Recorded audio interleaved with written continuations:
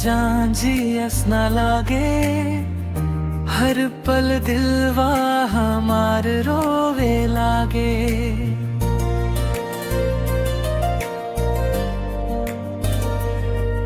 रुआ हंसी के उजला रहे जिंदगी में, अब अंधियारा हर ओर छाए लागे।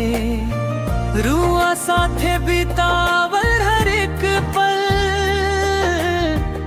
आजो आँख में बसल बा। तू दूर हो गईलू ए सनम, दिल आजो तोहरा पर अटकल बा।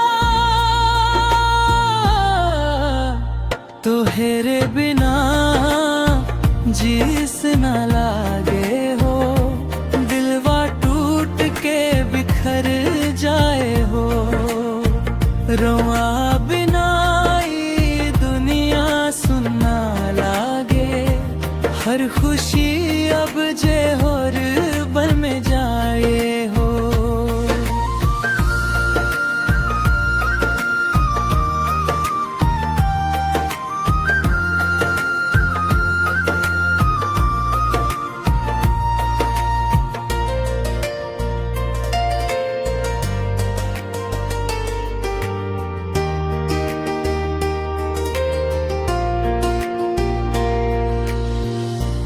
कहत रहे हमेशा साथ निभाइब, कब हूँ हमके अकेला ना छोड़ब। फिर काहे सजनवा तू बदल गईलू, हमके बीच राह में ही तोड़ गईलू। तोहरा खातिर हम सब कुछ छोड़नी, अपना सपना के भी मोड़नी। आज तू किसी और के हो गईलू, हमके तन्हाई में छोड़ गईलू। तोहरे बिना जियस न लागे हो, रात दिन बस रोएत रहे दिलवा हो।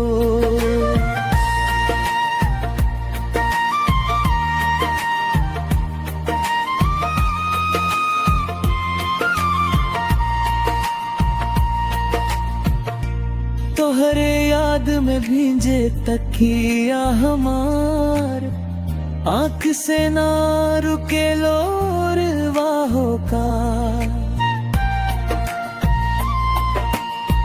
कसम से जान आजो चाहत बानी, हर दुआ में बस तो के मांगत बानी।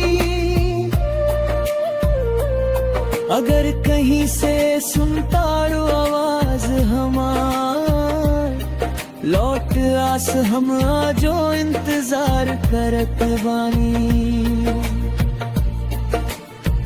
तोहरे बिना जिंदगी अधूरी बा, हर खुशी अब मजबूरी बा। दिल के हर कोना में बस तू ही तू, बाकी सब खाली खाली दूरी बा।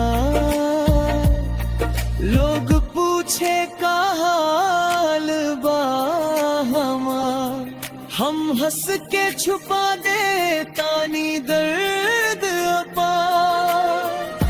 अंदर से टूट चुकल बानी हम, बाकी बाहर से बनल बानी मजबूत दीवार।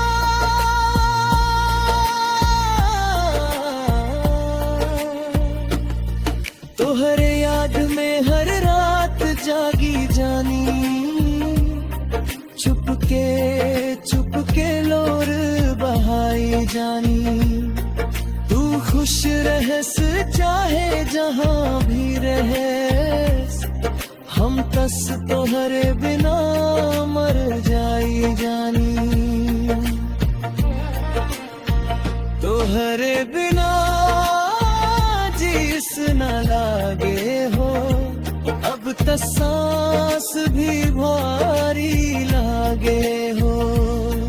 रउआ नाम लेत लेत थक गईल दिल, अब कस जिंदगी भी हारी लागे हो। अगर किस्मत फेर मिलाई हमके, बस कब हूँ दूर ना जाए देव। ये अधूरा प्यार के वखानी के हम फिर से पूरा